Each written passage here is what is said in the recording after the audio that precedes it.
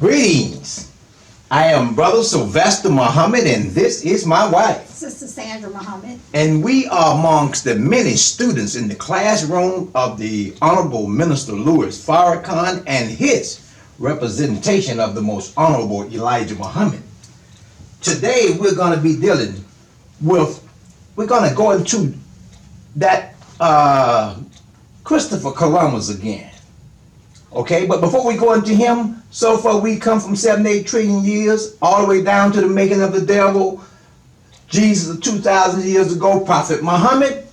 Now we're into 1492, and after that we're going to be dealing with 1555, because it wasn't the Spaniards that brought us into slavery, it was the British. That's a whole nother story for another time. Now, we're going to go over what made the Spaniards turn ballistics and decide they didn't want to go with Columbus and start a new Crusades war for Jerusalem, because that's who Christopher Columbus thought he was. He thought he was the one that was going to usher in the second coming of Christ and going back to India, getting back in to go to Jerusalem and take the body of Jesus, as the Crusades war was all about. But we're going to start with this whole concept of gold. What makes a human being so crazy about getting some gold?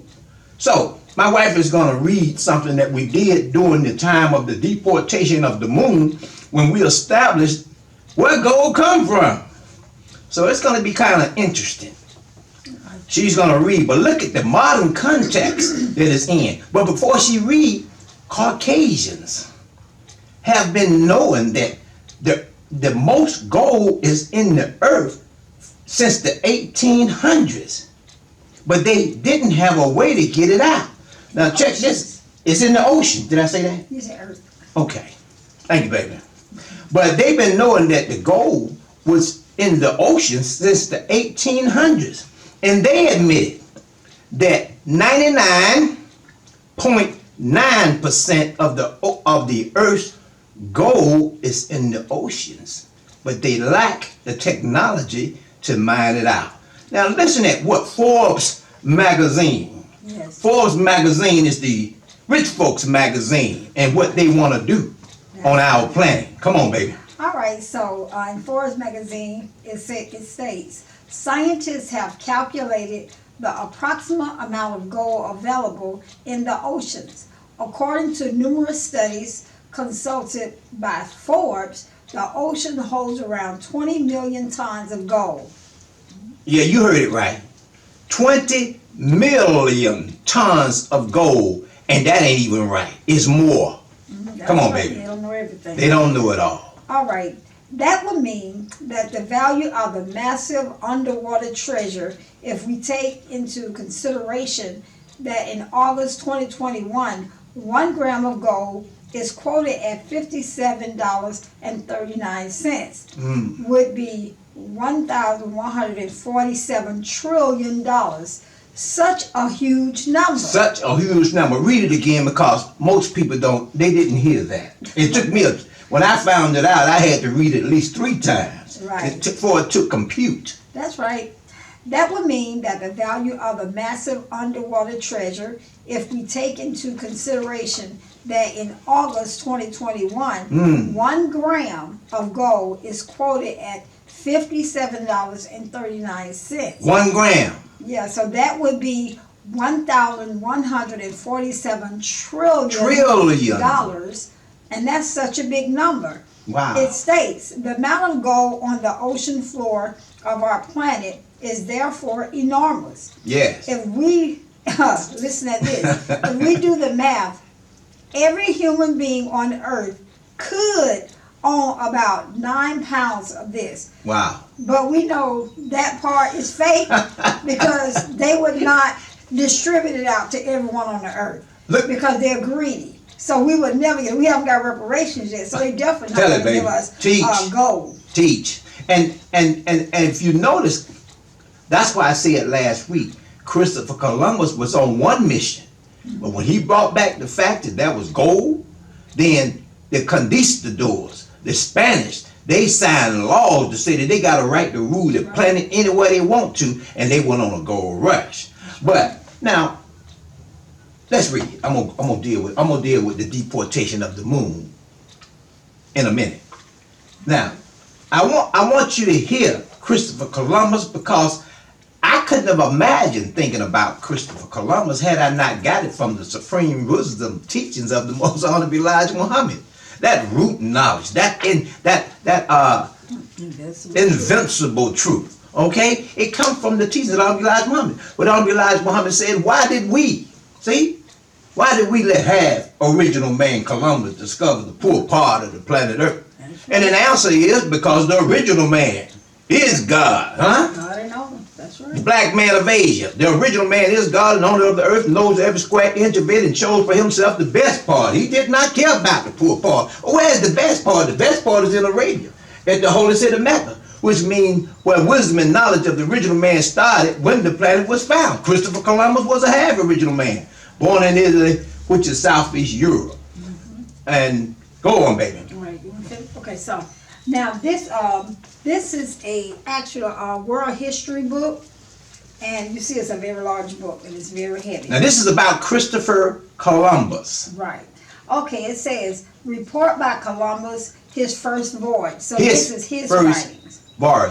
He logged this in to his book as he began to go back. He had to prepare a report to give to Isabella and Ferdinand. That's right. Okay, it states, I write you this letter whereby you will learn how in 33 days' time I reached the Indies.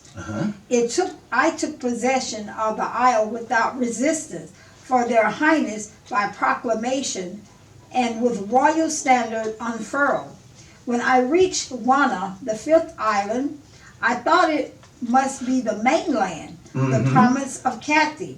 But learned from some Indians that this land was an island. Yes. On Hispaniola, there are lofty mountains covered with trees of 1,000 kinds of such great height that they seemed to reach the skies. Wow. Some were in bloom, others bearing fruit. Yes. The nightingale was singing, and that in November, Hispaniola is a wonder. Its mountains and plains and meadows and fields are so beautiful and rich for planting and sowing and rearing cattle of all kinds and for building towns. Right. The size of the rivers, most of them bearing gold. Bearing gold. And that's a key word right there. Right. Bearing gold. Gold is used to make economies of the world. Great. In fact, Dr. Elijah Muhammad said in the Fall of America that when the Caucasian went off the gold standard and started using her means of production as a medium for exchange, she sealed her doom. Mind you, America used to make everything. That's right.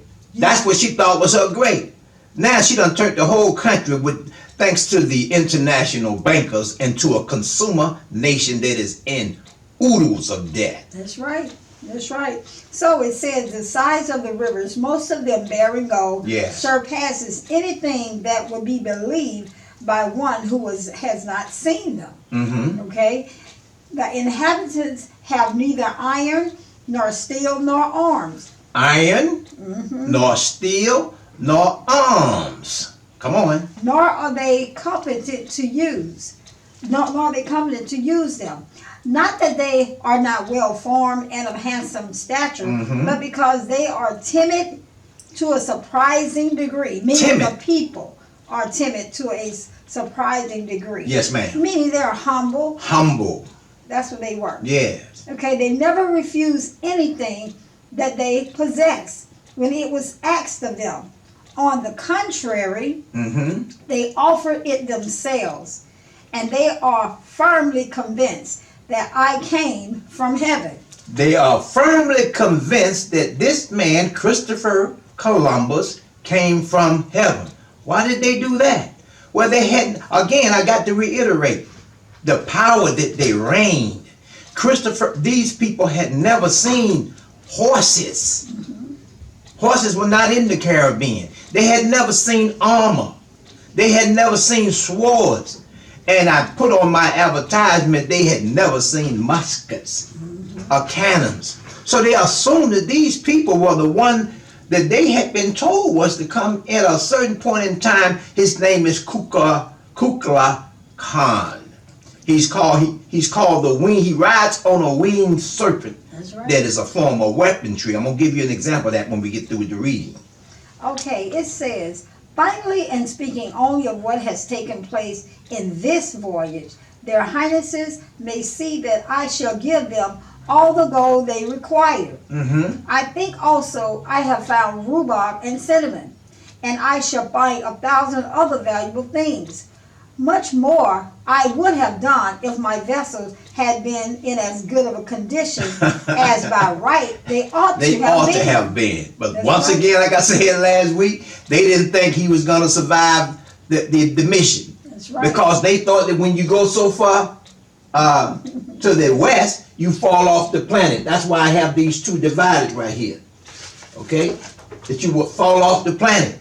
Only after Christopher Columbus did you become familiar with the Western Hemisphere That's right. of our planet. Yes. Read on, baby. It says, our Redeemer hath granted this victory to our illustrious King and Queen, which have acquired great fame by an event of such high importance, done on board the Caravel off the Canary Islands on the 15th of February, 1493. Okay, off the Canary Islands, 1493. Now, here's the Canary Islands, right here. So, here's Spain. So, he sailed down, and then he went over into the Caribbean, and the first island he landed on, he christened San Salvador. He christened it that because that's a religious concept of who he thought he was. The word San Salvador, you should research it, means Christ's Savior. So he thought that he was who the Honorable Minister Louis Farrakhan is, the representative of the Christ. You got something? No, I'm He thought that he was who the Honorable Minister Louis Farrakhan, and that's the representative of the Christ. So, how do you know that? Well, Google his name. His name is Christopher Columbus. Christopher means the dove. You remember the dove from the Criterion that was on the front rostrum of the Honorable Minister Louis Farrakhan? The dove, Christopher. I thought that was Christ. Christopher's Christ. Christopher. Yeah. Christ, Jesus. Thank you, baby. See, that's why you get excited. But the word Christopher means Christ. But his Columbus means the dove. If you Google it, it means the dove. Thank you, baby. I appreciate that. I get all hyped. I be so full, my cup runneth over. Okay, thank you. But Columbus means the dove, and Christopher means Christ. And that's why he christened that first island San Salvador. Again, he was looking to go from Spain, westwardly, and come back easterly, and come back into India, thereby opening the door to come into Arabia, and into Jerusalem, so that he can reclaim the body of Jesus. Okay, which that was what the Crusades war is all about. That too is in our supreme wisdom. Now, so what made him such a certain opponent was that he had the latest in technology. I had on my advertisement the muskets that were made in the 1300s in Europe, okay? The cannons, etc. And so he was going to try to go to war in India against the Kublai Khans and the Genghis Khans.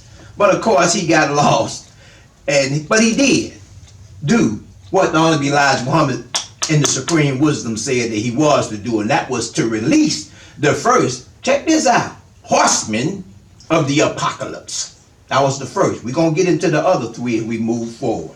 So with that, are you finished with that reading, baby? Yeah, I'm finished with it, but I did want to, kind of make the point, of how humble these people were, and how vicious, Columbus's group, how vicious they were, because these people were giving. They were not fighters. That's Right. not what they did. They offered them everything that they had, but they eventually killed a lot of them off. Yes, they did. And I just think that's a sad thing, but that's the history that they have, since they've been on our planet. Yeah. That's their history, bloodshed and murder. And that's why we bottled them into Europe for 1,000 years until Christopher Columbus allowed them to come out. Now, between Christopher Columbus and the conquistadors, who were the Spain and the Portuguese, Christopher Columbus again was a half original man. He had a white mother and a black father. His father was a Moor. Moors ruled Spain or Europe all the way over to Spain for almost 700 to 800 years. Now, again, I must show you what these. I had a picture, but I must show you how bloodthirsty they were. I gotta bring it in a little close, my wife and I. I want you to see this picture. Here's a picture of the conquistadors, all right? Came into New Mexico, and they killed, massacred the natives there. And the natives, they also thought that he was the second coming, Kublai Khan, the winged serpent. Even though he wasn't flying, he was on ships. They had never seen ships before, so they were threatened by him. And sure enough, he captured Montezuma, made Montezuma have his people to go and get all the gold they can find, bring it in to his palace, and then killed Montezuma in front of his people, and that kicked off a war that took place up here. Of course, it was a war they could not win, but again, they massacred. Here's a Inca or a Mayan soldier. He's trying to fight back a man that is on with bricks, a man that is on horseback, horsemen of the apocalypse. The first one with swords. Just outright massacre. Okay, now we've dealt with that. Okay, and again, Columbus the Moor. You can research the book. Now, I'm going to show you who the natives were expecting. My wife and I, where was that book done? In Mexico. We got that from New Mexico. Right. When we went on our cruise and we stopped in Mexico and we went to the gift shop, and this is what we found. What country was that? Cozumel. This is what we brought back. Notice this. This is that winged serpent. This is the God that they have been awaiting. His name is Kublai Khan. All these names got Kublai Khan. The Khan is on there. It's something about that Khan. Everybody looking for a challenge with the Khan. Now look at this. It's called a winged serpent here. Notice there's an arrow coming out of the back. Wings mean it's flying. This man is representing the same thing, but the arrow is up front, meaning that whatever is coming back, what they are looking for the return of, is somebody that reigns great power. That's right. Great power. And that's why, in my conclusion on this, I want to mention that they showed up on ships, the Nina, the Pina, the Santa Maria. They also showed up in the it was about 16 ships they had when they went into Mexico, the conquistadors. But I want to say to the whole planet, if you're listening, we got the mother of all ships. That's right. Okay, I put one up on the display that the Honorable Elijah Muhammad drew, and the pilot, right, a Japanese pilot saw it, and he drew the same thing that the Honorable Elijah Muhammad drew, that the Pentagon has a drawing of that they got from when they raided the mosque back in the 30s. Okay, and It's next to Fighter plane. it's next to an airplane, a big Boeing airplane, and it shows how insignificant it looked. Now, what less significant did those boats look back in the day? We're warning you that God is finna reclaim the earth and turn it over to the righteous. And you have a chance because you're human. But you're going to have to bow down. As the minister said, you're going to have to not kiss his feet, but you're going to have to bow down to the real coming of that one that represents the Christ in this dispensation in time. And that one is the Honorable Minister Louis Farrakhan. That's why he's called the Criterion. That's right. Whew. The Criterion. I think I got through it. The Criterion. Okay, but again, the goal. We're going to talk again about that goal as we get into the reading from the Final Call newspaper.